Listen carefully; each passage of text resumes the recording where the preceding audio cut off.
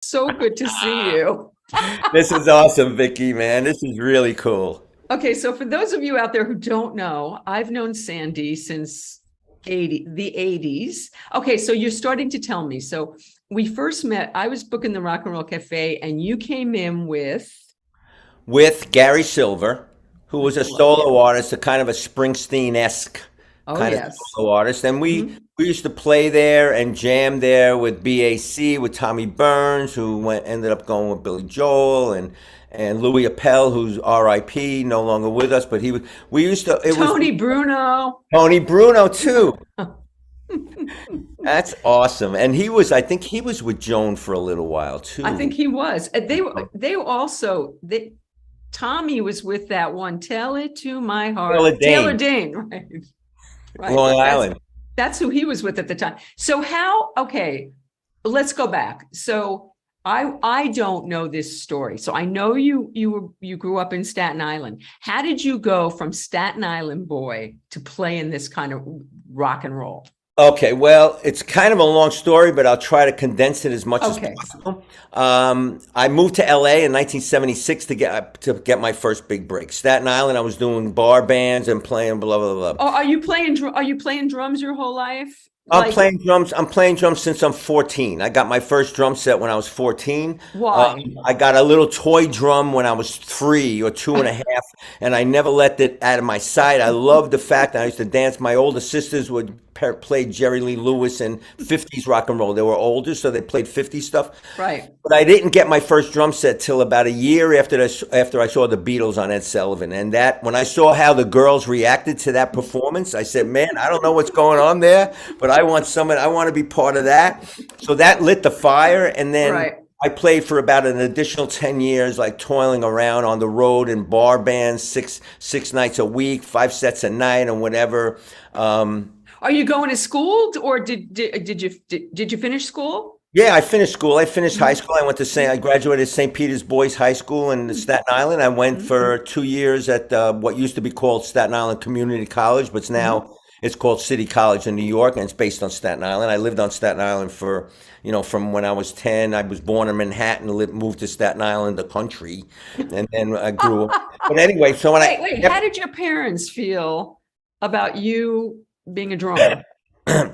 well, funny story is that my dad passed away when I was 11 before I Oh, started so playing sorry. drums. But my mother was always very supportive of me. And she used to tell me that when my dad took my mom to like the Academy of Music or the Palladium or the Paramount to see Tommy Dorsey or whatever, Right. he used to always be on the side of the stage watching the drummer. My dad always loved drumming. Gene Krupa, Uh-huh. Buddy Rich were his idols, whatever. So it's kind of funny. I didn't know this at the time until after I started playing drums, but my dad was a big fan of drumming. So anyway, I after high school and college, I was still playing high school dances and clubs and bars. I started playing bars on Staten Island when I was 16, and then that moved to the city, different bars or whatever. And then I moved to LA in '76 to get my first big break in the music business. And nothing was really going on. I finally got an audition with Rod Stewart, and the audition was at SIR. And I made the mistake of bringing my own drums when there was backline provided. And Okay, wait, you have to tell this story because I know this story. I read your book, Beat the Odds, Business and in Life. So you have to tell this story. What were you thinking, Sandy? What I was that was, about? I really don't know what I was thinking. I mean, in retrospect, I was just a little insecure about playing. I knew it was going to be a Mm, cattle call kind of audition where there was six of us in the lobby warming up on our laps with drumsticks. And the song I had to audition was "Tonight's the Night." okay. So one guy went in at a time and played 30 seconds of "Tonight's the Night," and that was it. Gary Granger was in Ron's band at the time. Phil Chen, the bass player, was in Ron's band, and they all, SIR is fully equipped. So the drums were there, everything was mic'd, the PA, and it was my turn. I went out to the car to get my drums. The road manager goes, "No, Sandy, them studios this way." I go, "No, man, I got to get my own drums. I can't play on somebody else's drums." Given this is my first time I had to play on somebody else's drums, and maybe I was insecure. You know what, Vicky? I don't know what I was thinking. but I had to have my own drums. And the punchline is that it was a double bass drum set, and Tonight's the Night is just like a little swingy shuffle. Like, so needless to say, I didn't get the gig. While I was in LA, Wait, didn't you have an interaction with Rod? Didn't he? oh, say something I to did. you? Well, I brought my drums in, and Rod Stewart goes, man. He looks around, everybody takes the guitars off. He puts the mic down. He says, hey, man, those drums better sound good.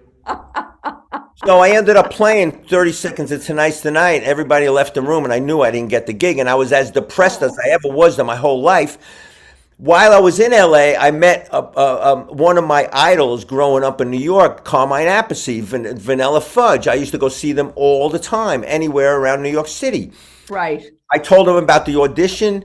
He said, don't worry, Sandy, you can use my name on a reference. This is not going to be your last opportunity, whatever. I ended up telling him, I said, Carmine, you should go down for that gig, man. I don't think anybody got the gig yet. And he says, well, you got management's number? And I didn't have management's number, but I had the guitar player's number, Gary Granger. So I gave Carmine Gary's number. He goes down and gets the gig.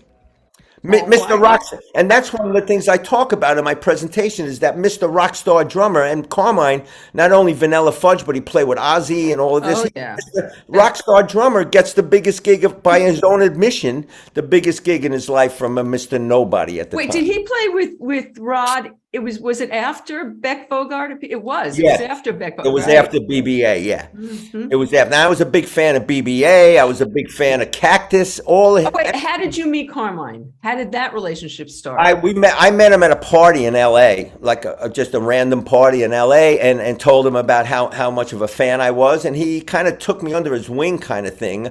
I was rehearsing at SIR with another band, and he ended up coming to see me. I invited him into the rehearsal to see me play, so he saw me play, and we took a liking to each other, and basically we're two Italians, two drummers from New York City in LA. So if you read the little testimonial in the beginning of my book, Carmine wrote, hey, thanks for the biggest gig of my life, Sandy. So there's a lesson there that you never know who actually you're talking to. You always be respectful of everybody because it can come back and really reward you. The universe works wonders in that way. How did you learn that lesson, Sandy? Was your mother that way? Were you brought up that way? How? Because I know you're a big believer in karma and a higher power and all that stuff. Where did you get that from? I guess it was from my parents. I remember my dad telling me at a very young age, hey, Sandy, when you go out in the world, don't ever do or say anything that will bring disgrace to the Gennaro name. Don't ever let anybody speak negatively about the Gennaro name. You treat everybody with respect, no matter what color they are, no matter what language they speak, and whatever. So that was the basis of it. In addition to the fact that my mother especially was a staunch Catholic, and I went to Catholic grammar school. I went to an all-boys Catholic high school. Went to church every Sunday. I was an altar boy. So that was basically my upbringing, and that's basically, if you ask me where the seed was planted and feeling that way. And my sisters are the same way now till this day. My parents are gone, but so that's how it started. That's my foundation right there, was the conversations I heard around the dinner table. And you have kids, that they're a product of our conversations around the dinner table when they're 4, 5, and 6 years old. Even when you think they're not listening, they're listening. So be careful what you say around the dinner table, because it sticks. Because a kid's brain is like fertile soil. You put seeds in it, it's going to grow. Well, what does your daughter do? I know she's 28 like Harry. What's her She graduated Belmont University, majored in the music business, and she started interning for management companies as part of the curriculum of Belmont. And she met a lot of management people, and she ended up going on the road as a tour manager. She's a drummer and a bass player, but she wanted to be on the business side. So she's a tour manager. She tour managed Leanne Womack, a country star. Fabulous. This other string band called the Old Crow Medicine Show. Now she's with a band based in New York. She just got off the road. Tomorrow we're picking her up at the airport, called Sleigh Bells.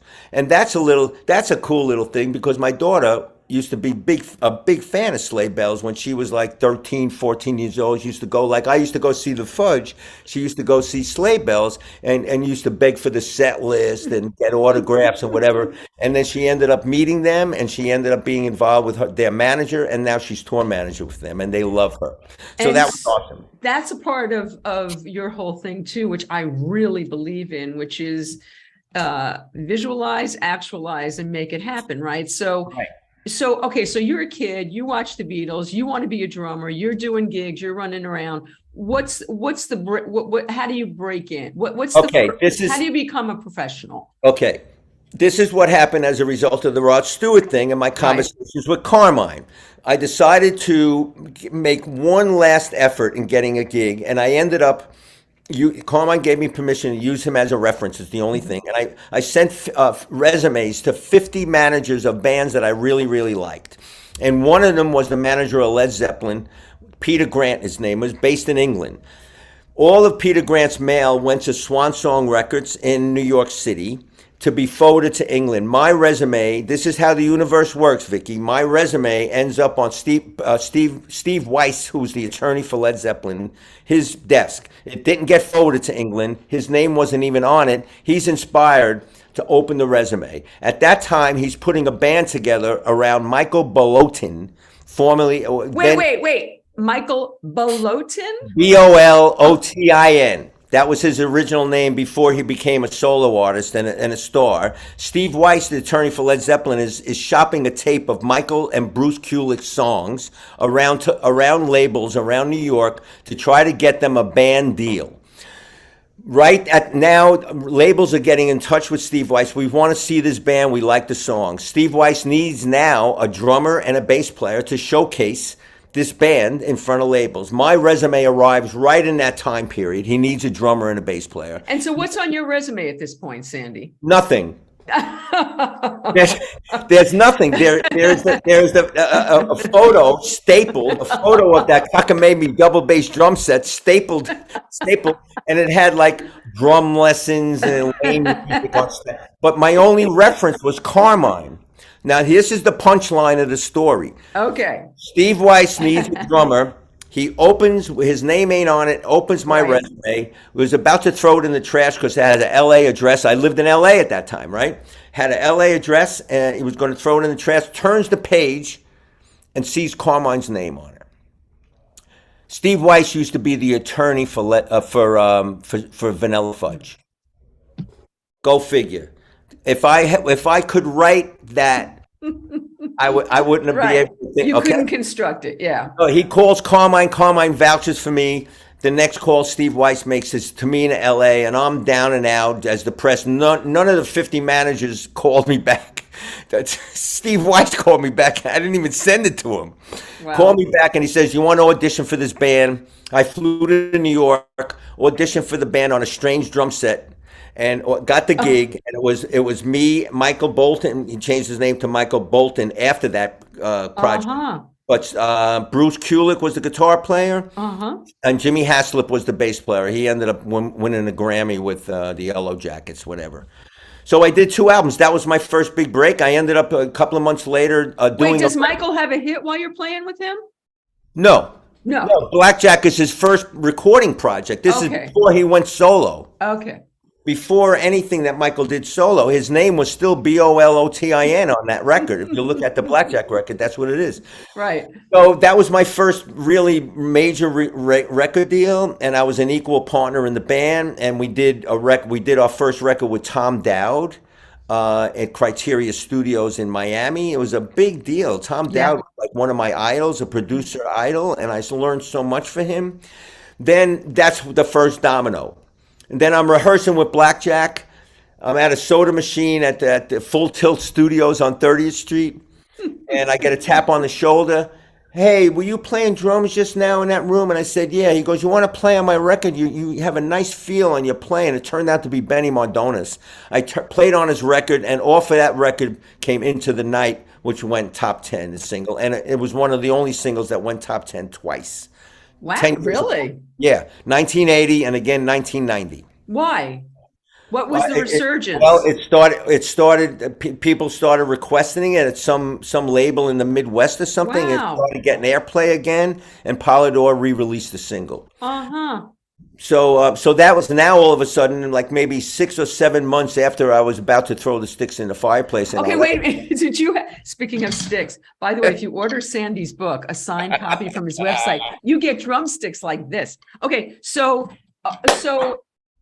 do you have to have day jobs during that? I mean, are you making enough money as a musician that you don't have to do anything else? Well, at that point of Blackjack and Criteria Studios, yeah, that was fine. I mean, when I was in LA, I had to work at a record store. Okay, that's what I'm asking. Yeah, yeah. When, in college, I was playing weekend gigs in bars. I lived at Right. home, Yeah. So in LA, yeah, I had to take a couple of day jobs. I worked in a record store, and I Mhm. made a promise to myself. I said, on the plane to LA, I said, I don't want to play in a cover band anymore to make a living because that could be a rut. That could be you get used to the couple of Right. hundred, $400 or $500 a week, and it's hard to break that to go Sure. to an all original band. But I decided, you know what? Even if I have to work a day job in a record store, I'll go on auditions for original bands at night. I don't want to do the cover thing anymore. So Right, right. that was that. So the Benny Mardones record, and then that led to the Pat Travers being involved with Polygram. With Benny Mardones was also on Polydor Records. Blackjack was on Polydor Records. I heard through the grapevine that Pat Travers was looking for a drummer in 19. Who else was in Pat Travers when you were there? Oh, wait, so tell us how you got the gig. Well, that's basically how I got the gig. Knowing the A&R people at Polydor, Jerry Jaffe called me and he said, "Hey man, don't mention that I told you this, but I think Tommy Aldrich is about to leave the Pat Travers band or get fired or whatever. I don't want to start any Right. rumors, but this was Did you 19. have to audition? I did. Okay. I did. Well, the thing is, I said he gave me Jerry Jaffe gave me Pat's manager's number at the time. His name was David Hemmings, I think, a British guy. And I called David Hemmings, and he goes, "No, we're not going to let Tommy go. But I'd like to meet you because you're in that friggin' band Blackjack that took off all our promotion people because they were on Polygram as well." So I went to meet David Hemmings, leaving that meeting, he said to me, "Hey, here's a cassette of the live show from Travis's live show. Do what you want with it." So I went Right. home without any promise of a call or an audition. I started rehearsing that stuff, and about 2 months later, I got a call from Pat's office Yeah. saying, "Hey, do you want to come down to Orlando and audition for Travers?" So I went, got the gig, and just Tommy left or was fired or whatever the story is, and then Pat Thrall also left at the same time. That's when I met Pat Thrall right around then too. Yeah, wow. And then I Who went else? Who else was in the band with you? Well, it was just Travers and Mars Cowling, the original bass player, who I fell in love with, and he was my scuba diving partner. We remained friends until the day he passed away, which was about maybe 3 or 4 years ago. Which, by the way, speaking of bass players, Lee Sklar's on, and he just said, "Great story." Oh, thank you, Lee Sklar. I'm a big fan. I'm a very, very big fan. But my question for Lee, do you sleep with your beard outside the covers or inside the covers? Lee, answer the question. All right. Okay. So you do that gig. How does that end? Why does that end? Well, it was about 2 years. We did a lot of touring, headlining, and opening act, and whatever. Doc McGee ended up managing the band towards the end. Then it just kind of dissipated. Just nobody really got fired or whatever, but it just kind of dissipated. But on that tour, and this is the Dave in the Doorway story, on that Travers tour, it was towards the end of '81, early By '80. the way, Lee says I take it off and put it in formaldehyde. Okay, so on that tour, after a Travers gig in Connecticut, hot, sweaty gig, I was in the dressing room. Everybody was out on the bus, ready to go on an overnight drive. I was really in a hurry to get out of the dressing room. There's a guy standing physically in the doorway with a pen and a camera. I could have did the rock star thing and blew by him. I could have did the polite rock star thing and said, "Hey, buddy, I'm in a hurry. I can't." But I know. I always thought it was novel for people having value of somebody else signing their name on a piece of paper. I used to I want to ask you something. I'm sorry to interrupt this Oh, story. no, interrupt all you want. Did you ever have a hero when you were coming up that was nice to you. Did anybody? I know Carmine is one. That's a good example, right? It was. That's the one. That's the one I would say because I was his. He was my idol. I followed Vanilla Fudge. I followed his career. He did clinics. I remember he did a clinic on Kings Highway in Brooklyn. I went as like a 16-year-old, like with stars in my eyes. And there was 2 drum sets, and I raised my hand to volunteer. He was asking people to play something or another, and he gave me some critique on my playing. He signed a book for me. Realistic. Is that the first time that you had? That was the first interaction with Carmine in person, and my heart was beating. I was like meeting my idol. Are you kidding? And he ends up being fast forward to now. He ate spaghetti and meatballs in my house about a year ago when he was in Nashville. So we're very good friends. Yes, we talk all the time on the phone. But anyway, that was the first person that was really, really nice to me, and I really valued that, the rock star, and he spent time with me a little. Do you think that impacted you paying that forward? I think it did. I think it did. I mean, my upbringing, as I mentioned before, I always was brought up to respect other people. Huey's here. Sorry. Huey Carroll, awesome. It's the old days. Okay, go ahead. I'm sorry. So anyway, I forgot where it was, but anyway, you were telling me the doorway story. Okay, so I stopped and engaged the guy, and I signed an autograph. I mean, this goes back to when I was 15, walking around the mall with my mother. I used to dress like Led Zeppelin, like walking around the mall. You know what I mean? I acted as if I wanted to be a star, whatever. And my mother used to say, "Why are you carrying that pen around with you, Sandy?" I said, "Well, Ma, in case anybody asks for my autograph." So I was always enthralled by that whole sense of autograph. So I said, you know what? This guy in the doorway is there to see the drummer. Travers is on the bus. Everybody's on the bus. He's there to see me. Wants my autograph? I'm thrilled. I'm not going to blow the guy off. So I engaged him, signed it, took a picture, and then he said, "Hey man, I'm a bass player here in Connecticut. Can you get me a gig in New York City?" I said, "Well, I don't recommend you if I can't hear you play. So here's my card." I gave him my card with my address and my phone number on it. "Send me a cassette of your playing." It's 1980, 81. "Send me a cassette of your playing. I'll see what I can do." He couldn't believe "You're going to give me your home number, your home?" "No problem. Just send me a cassette. I got to go." So I got a cassette a couple of weeks later when I was off the road. Nothing really happened. 3 years later, 2 years wait. Magic question. Did you listen to it? I did listen to it, and I did, at a good conscience, I did pass it on to some people. Okay. They all passed on it. Okay. I did listen to it. It was cover stuff. It wasn't. Yeah. So anyway, about 2.5 years later, it was like towards the end of the summer of '83. He called. He goes, "Hey man, we're doing our first record right now. I'm managing this girl now. She's going to be the biggest thing in 1984. I want you to be in her band. Not only will your personality would fit perfect, but your playing style or whatever." And he come down in the studio. "I can't join a baby band, Dave. Come on." "No man, you don't understand. You were so nice to me in that doorway. I don't want you to miss this opportunity." So I went down to I think it was the Hit Factory or the Hit Factory or the Record Plant 1, and no, it was the Hit Factory. And I went, and it was Cyndi Lauper doing that first record. And I met her, and the first thing when I walked in that room, I said, and I laid eyes on her. I said, "She's going to demand an opinion from everybody. People are going to either love her or hate her, but she ain't going to fly. She ain't going to fly under the radar." And then when she played me little bits of songs like "Girls Just Want to Have Fun" and Did you know as soon as you were in that did you get a sense of, I did. Okay, love or hate, but did you get a sense that there was something really special there? I did. Her persona, yes, her voice, her persona, the way she talked to the engineer wasn't the public impression of like a ditzy girl. She wasn't ditzy at all. She may have that persona, but she knew exactly what she wanted on her. For her whole gig, she knew what she wanted. Whatever. So, and I got that feeling when I heard some of the songs in conjunction with the persona and the character and the way she looked. And I felt that way when Benny Mardones played "Into the Night," acoustic piano and vocal.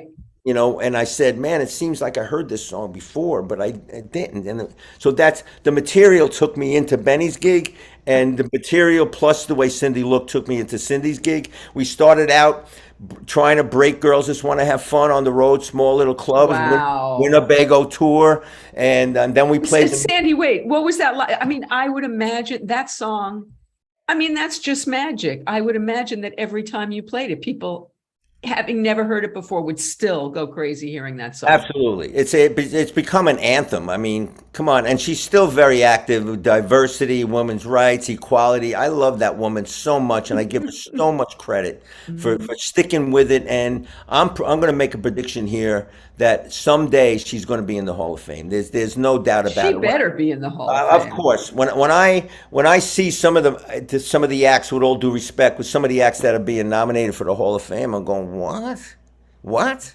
But she's deserves. By the way, Karen Brown is saying that Billy Idol wanted you back then too. Was that the same time period? That was before I moved to LA. I auditioned for Billy Idol, and I didn't get the gig, and I think it was because I had the wrong kind of haircut, but I'm not sure of that. Well, I know Eric, his drummer now, and he's got yeah. It's more of a punk vibe than a rock and roll vibe. You know, Steve Stevens has got the rock and roll thing, but then Tommy Price played with Billy Right. Idol for a long time, and I'm still friends with Tommy. He lives in San Antonio now. I'm going to see him in a month or two. When I go there to speak, we're gonna get together. But Fantastic. so that's go ahead, Vicki. So, all right. So Cyndi, so it's small. You start. Doesn't she like explode during that tour? Does she explode? I'll tell you what was Okay. the impetus of that explosion. We're playing clubs in Winnebago, trying to break the record, and then we're booked to play on the MTV New Year's Eve ball. This is when it was live, and this is Wow. when they had 3 bands play or 4 bands play, and each band played in the new year in a new time zone. So let's say there was Scandal went on at midnight. Right. Billy Idol went on at 1 to bring in New Year in Central Time. We went on at 2 a.m. to bring in Mountain Time, and I forgot who were the head, Stray Cats or something, brought it in L.A. And we got off. Cyndi and the band, I must say, killed it. We killed it. There's some videos on YouTube of that gig. We get off stage. Dave in the doorway, who's Cindy's manager, says, "Hey man, we're going to pick up the tour in the Winnebago like January 4th or something." January 2nd, we get a call. Sandy, pack your bags. Pack your bags. We're going to L.A. What? Yep. Based on our performance, Carson wants us. Tonight Show with Carson wants us. Solid Gold wants us. HBO Special wants us. Dick Clark, American Bandstand wants us. We're all going to go to LA and do TV, and then we're going to do a live gig for all of CBS in LA. So we packed our bags, and once we were on Carson, Vicki, that was. Okay, now wait a minute. You have to stop because you have to tell your first Carson story, which is a Oh, shit. Come on. How did you you were on Johnny Carson before Cyndi Lauper. What was that about, Cyndi? I was on Stump the Band with Johnny Carson, and How old are you? I was in 1976. Well, how old was I? I was in my 30s. Was I 51, 61, 71? I was about. But you're 50. not like your career. No, my career. I was in LA. I was in LA in 1976 trying to get the blackjack gig. My first gig was 79. So I was in LA still in the process, but now I was such a big fan of Johnny Carson, especially when he played Stump the Band. I said, in New York, I used to watch him all the time. Hey, if I was ever on Stump the Band, I know exactly what song I would play because I wrote the song. It was a song called, so anyway, I sent away for tickets, went on any random night, I go. I wish I had the video. I wish you had the video to play now. That would be Oh awesome. God, so hard. I have the video and I use it in my presentations all the time. I'm gonna put the link to it in the liner notes after the show. Okay, that'd be great. So anyway, I'm the first person he picked. Hey, I assume you're a gentleman because I had hair. I had like early Eddie Van Halen hair like down in my you know what. So I sang the song "Tweezers of Your Love," and we got a dinner for 4.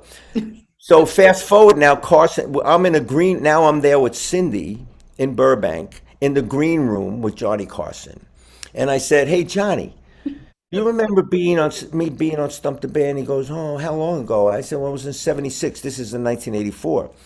He goes, "Mom, we've had a lot of people on Stump the Band. I'm sorry, Sandy." He goes, "What song did you sing?"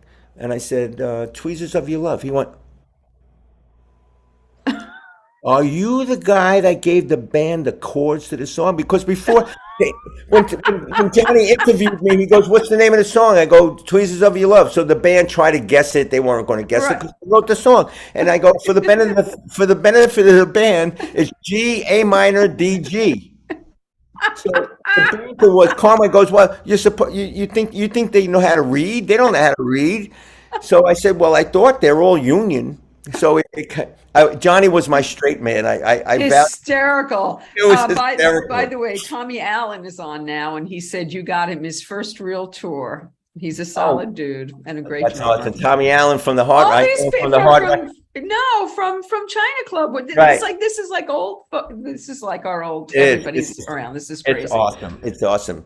Okay, so you have that. Okay, where are we still in Cyndi? Where are we? Yeah, so we're Oh, yeah, still, we were in Cindy, okay. and then we have Cindy, So and how then did that? So how did Cyndi?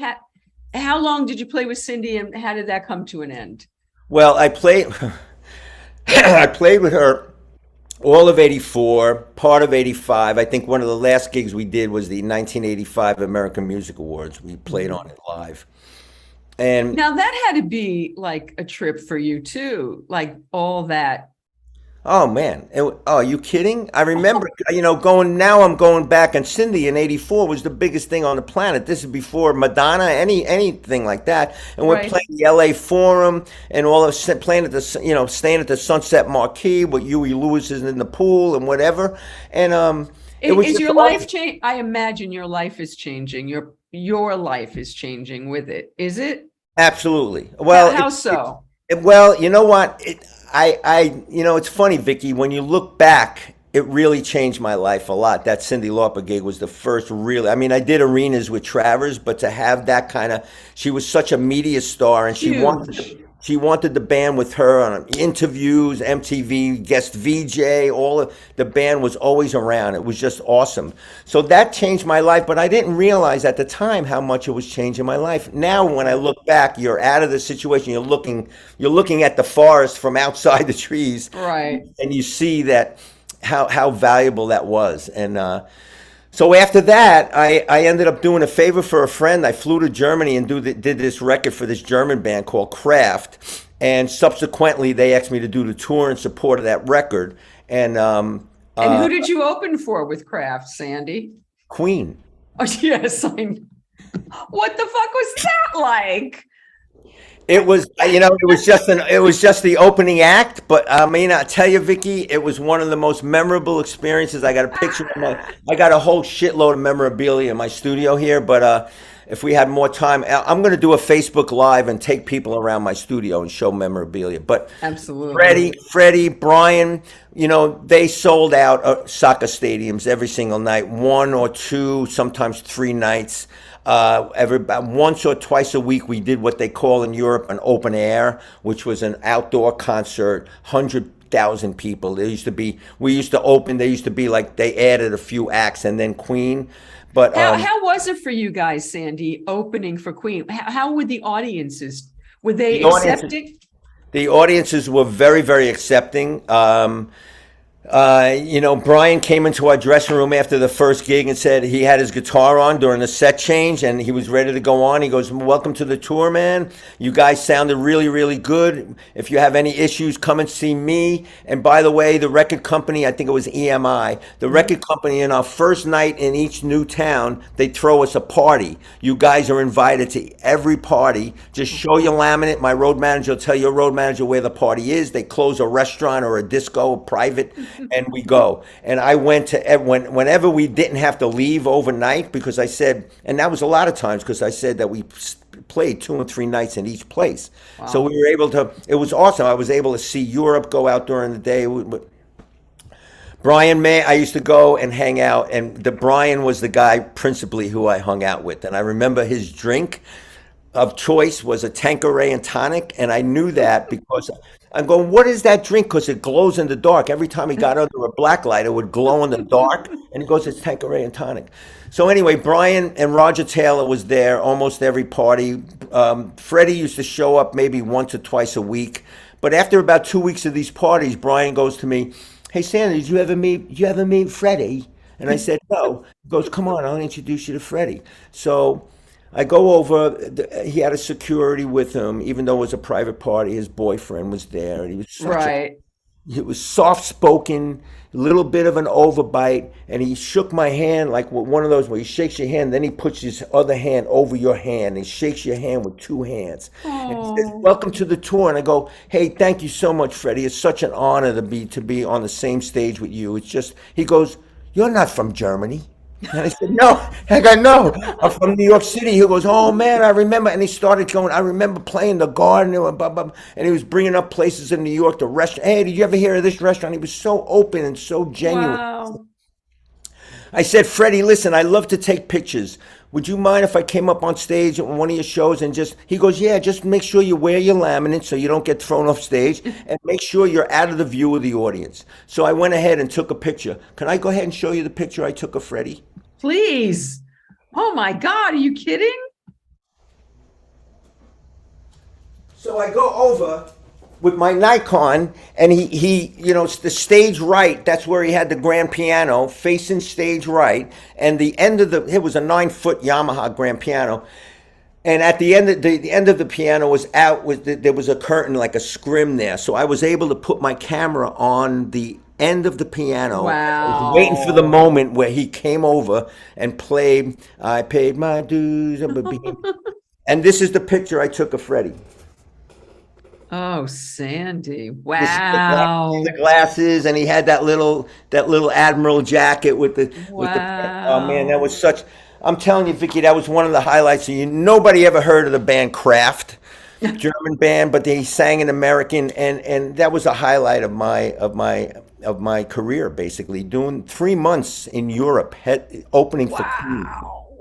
Wow. The How venue. accurate was the movie that came out 2 years ago? It was accurate. It didn't do as deep of a dive into certain situations as what was reality. I mean, you saw his room the morning after a party, and it was all the morning after a debauchery party.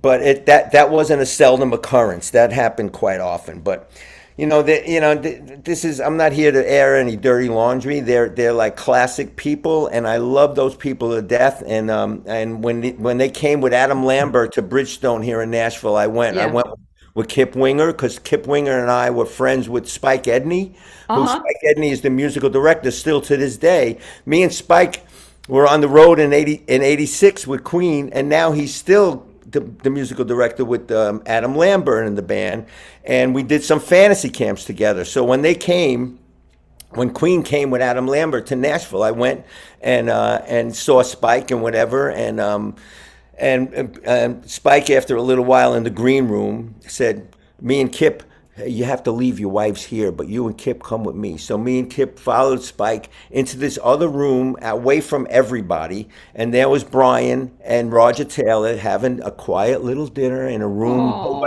nobody else, and Brian didn't recognize me, but I explained that he remembered the tour. It was the Magic Tour of '86. But Roger did one of those. He recognized my face. Didn't remember my name or anything, Right. or how he knew me, but the face looked familiar to him. But I got some before and after pictures that, I put two pictures side by side, me and Roger in '86, and me and Roger Oh, now. that's great. Yeah, it was awesome. Great memories, Vicky. I'm so thankful. I am so thankful and so grateful for the opportunities I've been given. Um, it's just I think, Sandy, I think gratitude is I think that, I've read your book, we're going to get to that, but I think your gratitude for everything, each step of the way, is what brings more goodness to your life. Yeah, It does. It does. And it's not just me. Everybody, anybody that absolutely. pays it forward, because without getting too philosophical, I think that's the way we're going to be judged. Is basically how we, not how much money we made. No, nobody's going to have their checking account balance. Thank God. But it's how I think we're going to be judged based upon how we made other people feel when they crossed our paths. When they engage with us or we engage with them, how did we make them feel when they walk away from that conversation or that encounter? And that means, when you're in Ralph's in LA, you look at the name tag on somebody that's scanning your groceries and just say hi. How you doing today, Randy? Whatever. And it could be that little insignificant, seemingly insignificant thing, or it could be giving somebody life-changing advice. It comes back. It's call and answer. It's cause and effect. It's for every action, there's a reaction. It's a law of the universe. It's not something that's my opinion. It's a law. And what you send out, negative or positive, is going to come back and hit you in your ass. Okay, so speaking of getting hit in the ass, so what happened with Cyndi? What happened there?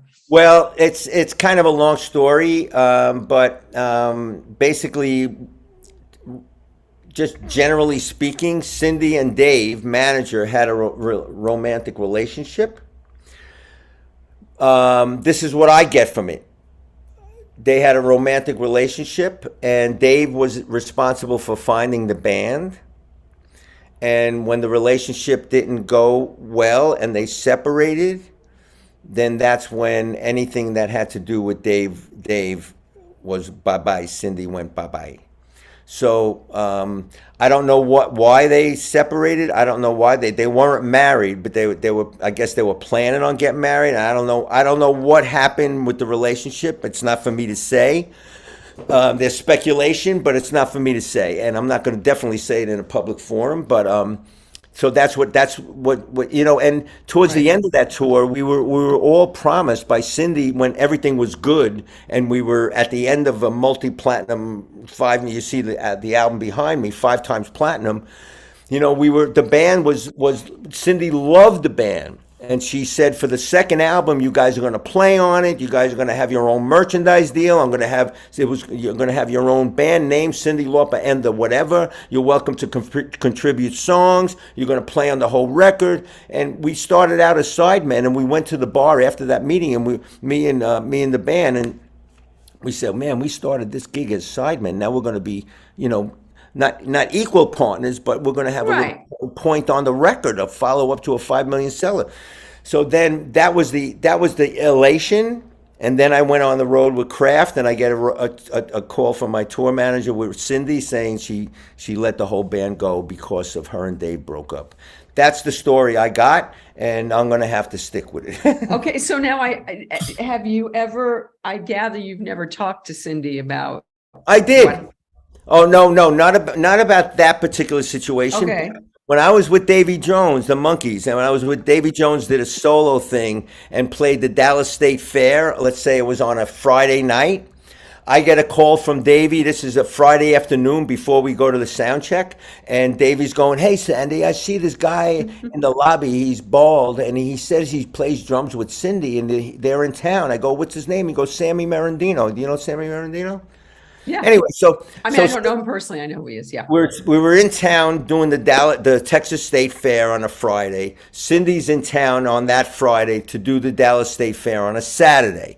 So long story short, I called Cyndi in her room and I said, Cyndi, listen, I'm with Davy Jones. Why don't you come to the gig? Oh, I don't know. Maybe I will. Maybe I won't. Put my name on the list, like as if I needed to put it on the list. And we'll see what happens. So I go to sound check and I tell and Cyndi went on to say to me, hey, Sandy, I used to be a big fan of the Monkees, and I had dreams of, and I tell this story in my concerts that me and Davy Jones are walking along the beach and whatever. So I tell the sound man at sound check at the Texas State Fair, I said, have a wireless mic ready on the monitor board just in case. Right. In the middle of Davy Jones' show, she comes and with a couple of her bandmates and her road manager or whatever, and she's standing on the side of the stage and she's watching the show. It was awesome. Now the encore, Davy does the encore Daydream Believer. and Dave Alexander, rest his soul, he just died about 3-4 days ago. He plays the intro again, I'm sorry. and over that intro, just piano. Dave usually tells a little story about whatever, and whatever he does, it sets up the song. During that little interlude, I go sneak off, grab the wireless mic from the. You haven't told him about Cyndi? No. I didn't tell Davey. No, I didn't tell Davey about Cyndi. That he knew that she was in town. He didn't Right. was coming to the gig. So I grabbed the microphone and I say, "Come on, Lauper." No, come on. So now I bring Cyndi on stage. She's holding the mic. I bring Cyndi on stage. The crowd erupts. And the keyboard player still playing the intro. And Davey goes, "Oh man, it's Cyndi Lauper." The crowd goes crazy. They end up doing a duet in the Daydream Believer. Wow. And she came backstage afterwards and posed for pictures and with the members of her band that were there. And that was just an awesome night. I have a picture. I don't have it here, but I have a picture of me, Davey, and Cyndi backstage. You're going to have to come back because I know I only have you for 15 more minutes, but there's too much to talk about because, okay, so Davy played the Rock and Roll Cafe for me in 1988. And I'm like, were you with him? Davy played the Rock and Roll Cafe. He played that tiny little club for me. But I had seen Davy as the Artful Dodger, my first Broadway show when I was a little girl, right? And then Mike ended up producing Women Who My Thing up at the Henry Miller Library, and then he rejoined the Monkees after Davy died, and then Micky did. Anyway, we have a lot of things that go round and round. That is absolutely crazy. Right. Okay, that's awesome. So now, this is the first time you're seeing Cyndi since the gig fell apart? I ran into her at SIR on 52nd Street every once in a while, like passing, and it would be a polite wave. But after that gig, when she came and sang with Davy, back at the hotel, we had a drink. Her and I, sitting at a little two-top, had a drink. And it was a private, I don't want to talk about too much of the conversation. Right. But she was very apologetic because the band at the time was under the impression that, Cyndi didn't want to hang with the band. She always wanted to go straight to the hotel after the gig. And the band used to hang out together. We got along great. Mm-hmm. But then she told me, she goes, "You know what? I love the band. I had nothing against the band." She opened up and she said that basically it wasn't her doing. She was she was kept by management to be very sheltered. She didn't want they didn't want her to be out and about and whatever, people taking pictures or whatever. There's certain things that remain unsaid, but with that conversation that Cyndi had with me, it was about maybe 15, 20 minutes having a drink. It was just awesome. It was great. That's so great. And I saw a picture of you recently, much more recently, just a few years ago, with your family. You were with Cyndi somewhere. Yeah. Well, yeah. When she comes to Bridgestone, and every chance I have to go see her, we do. She opened for Rod Stewart. At Bridgestone. So we hung out backstage. She put me on the guest list or whatever. And, I do these, on occasion, I do these cancer benefits. I do one for Dana-Farber in Boston. I do one for, breast cancer in Texas. And every time I do one of those, I call the artist that I used to work with and say, "Hey, would you mind sending me a signed picture just to raffle off just for cancer and whatever?" And Cindy's always there sent me her book, some swag and some T-shirts, an album, Fabulous. whatever. Yeah, Joan does the same thing. Kenny Laguna. And okay, so now we're up to that. So you leave Cyndi, and if you're going to go with another woman, what other woman is there to go with? How do you get the Joan gig? How does that happen? Well, the Joan gig happened. Before the Joan gig, I went with the Monkees. I was with the Monkees in so how did 1987. I didn't even know this at the time. How did you get the Monkees gig? How I got the Monkees gig, because at the China Club, this guy named Mark Clark used to play. He played bass with Billy Squier, a British guy. Yeah. And we used to jam and hang out at the manager's Right. office at the China Club. Tommy Allen, yes. Tommy Allen, and so he ended up. Mark Clark ended up getting the musical director gig for the Monkees in 1987, I believe, or 86, 87. I'm not sure. And then he asked me to when the drummer wasn't working out on the 86 tour, he asked me to join the band for 87 tour, and I went on to tour in 87. And I was with them for almost I didn't do every reunion tour because after that 87, 88, at the end of 88, I ended up going with Joan. And now Right. how that happened, it was again, the China Club came into play there because I used to jam with Ricky Bird used to be there, and Right. and Elliot. Easton. No, no, no. Who? That's the cause. Yeah, Elliot Elliot Easton used to Saltzman. jam. Go ahead. But Elliot Saltzman was the road manager for Joan Jett. Okay. I think he's still involved with Joan all these years later. But anyway, Oh I got a God, call. what was the name of John Iosa? Remember John Iosa? I just Oh, remember the John. name's not familiar. John was her best friend, like confidant. He actually died some years ago, but anyway, I was friends with John. Go ahead. So anyway, Joan needed to make a drummer change, and they were on the road with a drummer, and his name was Tommy Price, and they needed to make a change for some reason. Mhm. And I got a call from Elliot and said, "Hey, Sandy, we're Now you got a call from Elliot because of Ricky Burt. Was it because of Ricky? well, because of Elliot knew who I was, and Chasm was in the band at that time, and Chasm Sultan and I grew up on Staten Island together. So I knew him since I'm like 15. Tommy Price was in that same circle of friends on Staten Island. Earl Slick, Frank Manaloni, who played with Bowie, he was in that same clique on Staten Island. It was awesome. So we all kind of knew each other. And when Joan needed to make a drummer change, Elliot Saltzman called me and said, "Hey, listen, here's a board tape. Learn the songs. We're coming through. We're on tour with Robert Plant. We're playing Washington D.C. on a Tuesday. Thursday we're playing Boston. We're going to be passing through New York on a Wednesday. We'll meet you at the studio on 30th Street, and we'll play the first 4 songs on that learn the tape, the board tape." That's what happened. They came. I auditioned. I played the first 4 songs of the set with Ricky and Chasm and Joan. And Joan turns around to me after the after the 4th song and says, "Everything you play on sounds like a fucking hit record." So anyway, she has a little tete-a-tete Not bad. with Kenny Laguna.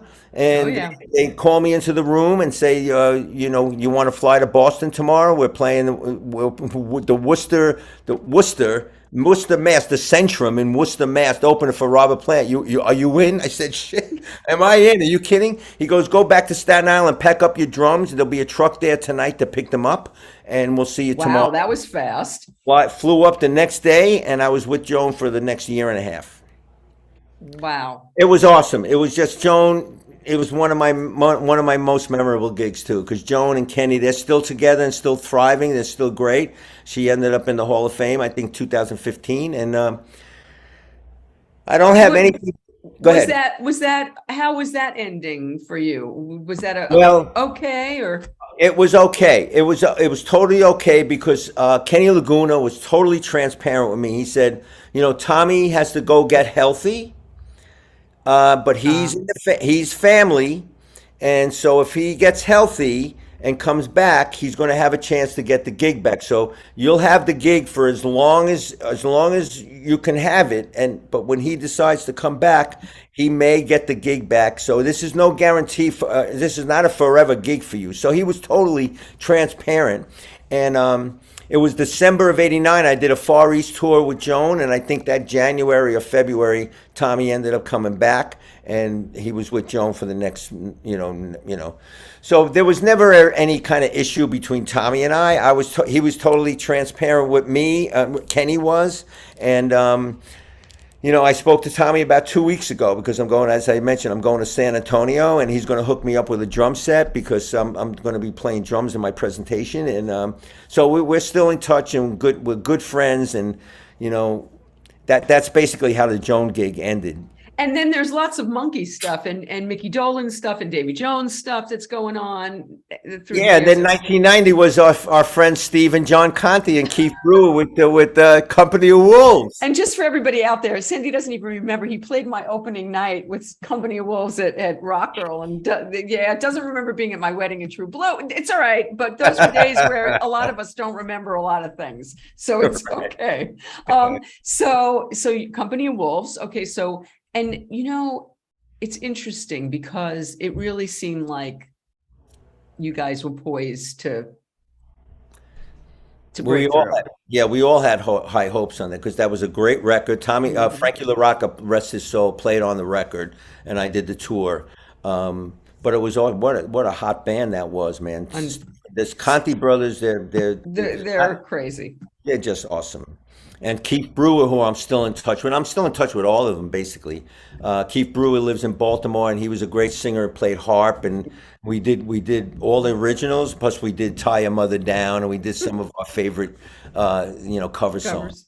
And we had a great time. The summer of '90, that was. So I know you've lost a couple of people, just really recently. I watched a video of you and Dave Alexander when Davy had you guys come out and do Archie and Edith. And was that like a one-off that happened once, or No. It turned I was a big fan of All in the Family, and I knew that little story. I used to imitate Archie all the time. So we're in a van or in the back of a tour bus, and me and Lofi, Dave Alexander, he played the part of Edith, and we did the little skit for Davy, and he couldn't stop laughing for about 20 minutes. This is after about like 4 or 5 lemonades. And so that night on stage, or the next night we're on stage, he goes, "Come down." So that was the first time, and then that ended up to be like a nightly thing on especially in Davy's solo shows. Once in a while on a Monkee show we would do it, but mostly on Davy's solo shows we would do that skit, and everybody loved it. And Dave Alexander was just he just passed recently, just about 3 or 4 days ago. He from cancer. So so, and then a couple of weeks, not even a couple of weeks, maybe a week before Dave Alexander passed, my buddy Robin Irvine, who was the tour manager and he used to work at JP's. Do you remember the club JP's? Of course I remember On First Avenue. He was the house sound man at JP's. He ended up being with Cindy from the beginning up until basically the end. Wow. And then he went with Foreigner. I got him the gig with the tour managing the Monkees gig. And I met my wife on Cyndi Lauper's gig. Okay, so tell us that story. How did that happen? Well, it was basically, I was so nice to Dave in the doorway. That's how I got the Cyndi Lauper's gig in the first place. And being nice to people can change your life. Well, how? Because in 1984, November 23rd, 1984, we played the Charlotte Coliseum in Charlotte, North Carolina. And Sherry was there. We ended up meeting. I invited her to the show the next night at the Fox Theater in Atlanta. She came. We saw each other long distance, all of '85. Because she lived in Charlotte, and in November of '85, a year later, she moved up to New York. 1990, we got married. 1994, we had our daughter Jerry, and we're still together today. 38 years later. Now, the funny little turnaround there is that on the Monkee tour in 1987, I recommended Robin Irvine, Cindy's tour manager, to tour manage the Monkees, and on that '87 tour, he met the woman that ended up being his wife. Oh. And to this day, that's who I was in touch with after Robin passed. I did a little video for them and whatever. So Micky just asked another Micky, how it ended for the Monkees with you, and I think I know it's because when Davy passed, right? Davy passed, I left the band. And it's so weird because that's when my life with the Monkees started. I met Nez, and I had known Micky, and then Nez went back with the Monkee anyway, so it's just weird how that happened. But okay, I only have Sandy for a couple more minutes because he has to do another show after this. But I want to talk about this. I want to talk about how did your life change, Sandy? This is a big question for a short amount of time. But what made you go from being a drummer to also public speaking and writing a book. What was that about? It all comes around full circle. How what I say in the book, treat everybody like a human being, have a positive outlook on life. And I threw a drumstick in when I was back with Travers in 2010. 2015, I threw a drumstick to a handicapped person. I could have threw it to anybody in this 20,000 seat arena. I see, during the encore, I see a handicapped person. I want her to have the drumstick. Her face lit up. The next day, the husband Facebook messaged me, says, "Hey man, I really want to thank you in person. You have no idea what you did for my wife. She started crying. It was tears where nobody pays attention to her. She's handicapped. She's going to put the stick in the shadow box or whatever. I'm coming to Nashville to speak." This guy, the husband, right? I want to thank you in person. Meet me for a coffee, please. I didn't have to meet him, but I met him. I told him the Dave in the Doorway story. He asked me how I got certain rock and roll gigs because he happened to be a rock and roll music fan. And he tells the story to his speaking engagement subsequently. It got a good reaction. And he says, "You know what? You have no problem speaking in front of people because you've done clinics and you taught at the Collective in New York or whatever." He says, "You have a career as a public speaker and I'll help you any way I can." Now, a lot of stuff happened in between with me doing free speaking gigs at Chambers of Commerce's and, Rotary clubs or whatever. But then it started building, and it's been about... Also, what you talk about in your book is that you do this one little thing that you do innocently to be of service, and then boom, something wonderful happens. Yeah. You never know. But the key is, Vicki, you don't do it for anything in return. You do it because it's the right thing to do. You do it because you want to engulf that little flame inside of everybody, which is the soul. And that soul, that little flame, is what makes us different than a tulip. We're human beings. And we're all basically, regardless of where we're from and what political affiliations we have, what color we are, blah, blah, blah, we're all the same. And that little flame in my limited human mind believe that little flame, after we're pushing up daisies or we're in an urn on a mantelpiece, that little flame goes to the next level and reunites with the big bonfire in the sky, which is all the other human beings and the big, the higher power, whatever name you want to put on it. That's how we're going to be judged by basically how we made other people feel. Okay, so I have to let you go because I've kept you long, but it's called Beat the Odds in Business and in Life. And I'm going to put the link in the liner notes. And if you order it directly from Sandy, you get sticks with it, which is so cool. And Sandy, I just adore you. It has been so fun to see you again. And we're going to have to do this again and get more stories. Gigi Kulik is saying, Oh, Gigi. I love you. Give my love to Brewski. And anyway, have a great next time, and I'm going to have you back. And it was great to see you. Anytime, Vicki. I appreciate the opportunity. It's just awesome, not only seeing you again, but reliving all those great times that we had in Manhattan. And anytime, whenever you see fit, just I'm having you back. I'm having you back. And I'll be there. Is that a promise now? That's a promise. Okay, I'm going to keep you to that promise, Vicki. I will. Take care, Thank you Sandy. so much, Thanks Vicki.